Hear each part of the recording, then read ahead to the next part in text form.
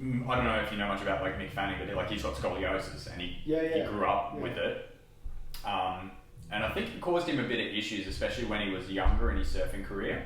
And he went and saw a Czech practitioner, and they worked with him quite a lot on his S&C and all that kind of stuff. A lot of stretching, a lot of strengthening inlines with like the scoliosis type stuff. Helped him massively.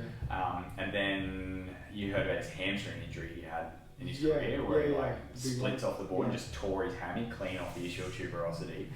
So he had surgery for that, and they rehabbed him for all that kind of stuff. Anyway, so he's really big in this whole sort of Czech S&C type rehabby exercise space.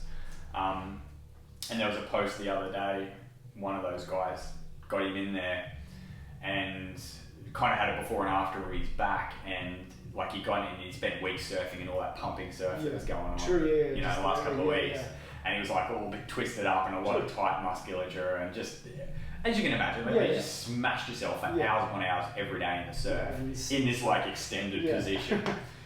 So they did a lot of like stretching and a lot of like exercisey type stuff and straightened him out a little bit. And like it obviously had a lot of value in terms of what they'd done with him and what happened, but it was really interesting because the comments were like, they were just all around, look at that back, it's so unbalanced, and look at the lat left to right, like you're going to be paddling in circles, you're going to have equal issues, you really need to build up your rotator cuff on the right. And like it was just, it amazed me that there was such a massive stream of this.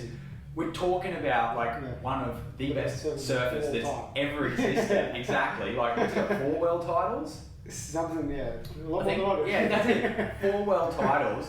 He's had this insane career where he's come back from big injuries too. Yeah, it's true. It's not sidelined him or anything, and there's still this like list of people. This dog bird meeting is perfectly symmetrical. Symmetrical and aligned. And I'm like, balance, the bodybuilding mentality. I'm pretty sure his body has done okay in its current scoliotic posture. What is he, like edge up on 40 or something? Yeah, exactly. And I was just mind blown because I was like, what gets me is how are people holding onto this so strong when all you need to do is take a step back and think, how is this? Is an athlete, right? And he's not just an athlete. He's an athlete that's performed above and beyond the majority of athletes in his sport for the last 2 decades, and somehow he's still broken because he's a little bit twisted and stuff. It's